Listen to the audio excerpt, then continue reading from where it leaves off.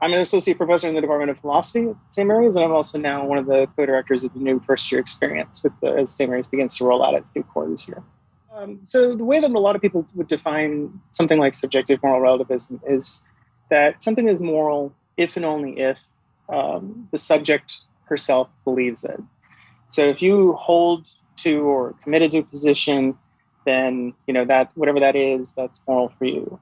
Most of us don't think that model has any merit to it because it has heaps and heaps of problems. The biggest one might be something along the lines of that morality is something where we're bound with regard to our actions and attitudes towards other people.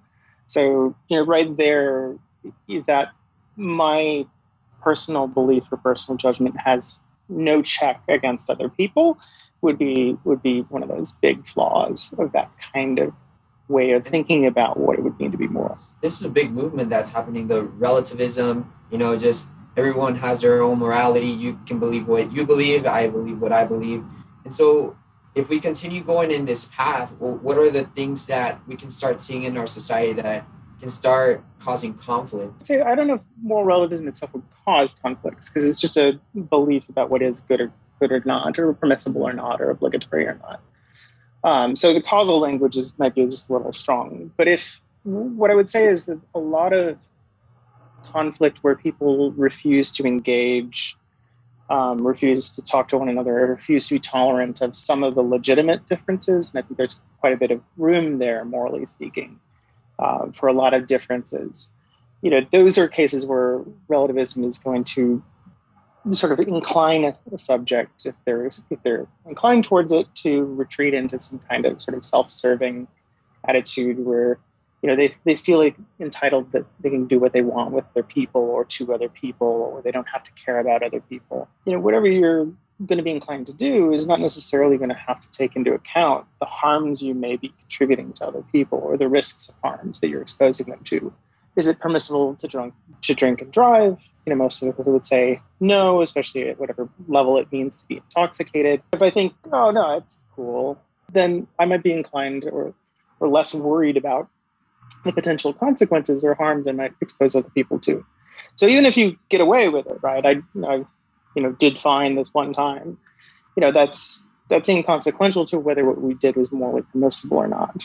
Because again, it's not just the actual harms that we contribute to other people, but the potential risk of harm. And as we do things like get intoxicated and try to drive or operate heavy machinery, we're going to increase the level of risk we're exposing others to. That would create the problem of, well, then people could just drive drunk and there's going to be consequences, but they don't need to be held liable, I guess, for those consequences, if they believe in that, I guess. Well, that would be their argument, right? If that's what they believe. Now, somebody else could believe that it's wrong, but it would be only morally binding on the individual, right? Your judgment would only cover you, instead of the idea that maybe what we were aiming for, if we want to be good moral agents, is to have our judgments align with whatever's true, broadly speaking, however we want to kind of cash that out. Things like, taking your medicine or something like this is, you may not like the taste of the medicine going down, it's unpleasant, but, the payoff of being restored to health is better than, that slight discomfort, if, again, we want to call that a harm. Now, some people would argue that's not really a harm, but that gets into exactly what's difficult about it, or what needs to be distinguished is what constitutes a harm. So what are some other philosophical issues with moral relativistic thinking? There's a good number of issues that particular framework faces, things that really kind of bury it into quite a deficit. So one is what we might say is an issue of moral progress, or the lack thereof.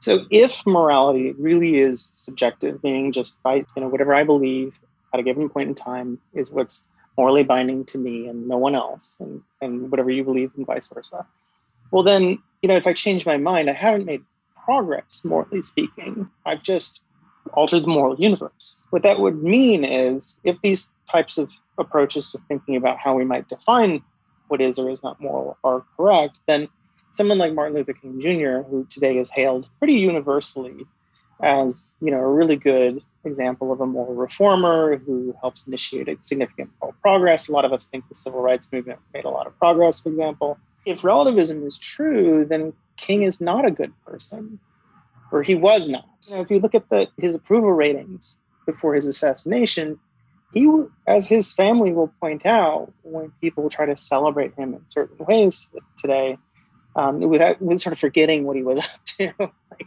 you can't have your cake and eat it too. He was very significantly, by a substantial majority of people in the United States, disliked. Now, if we think we've made progress on those issues, even if it's an imperfect progress, but we think it's even capable of making progress, and we think that someone like King did good, then relativism is not going to help us figure that out, because relativism is say he is bad. You might think he's good, but your view now is binding again only to you, and your judgment is limited then to you. It's like saying I like this or that.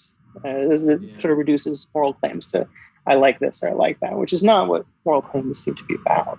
Ideas from past philosophers or people who have created moral structures, that doesn't move the ball forward in that sense of figuring out what is good and what is bad. General problem underlying it that isn't just unique to moral relativism is, as we change the yardstick, so to speak, what we're measuring, we can't measure with one thing, A, and then say, no, now we're going to measure it with B and say that there's progress, right? Because if we've changed from A to B as our unit of measure, whatever that is, we're not measuring the same thing anymore.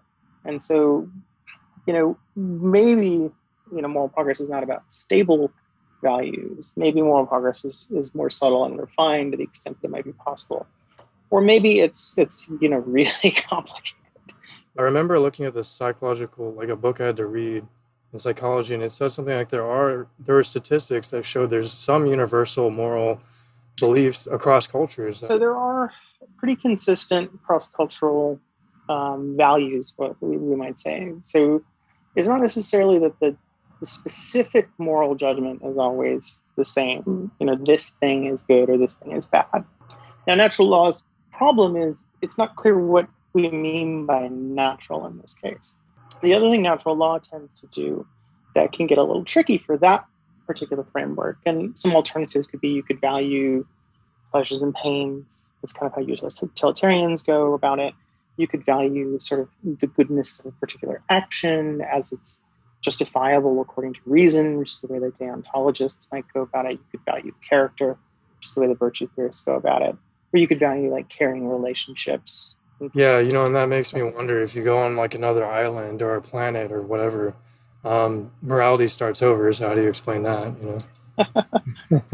Yeah, I mean it's tricky, right? There's one intuition that's right. Clearly, I think is that context and circumstance matters to some extent.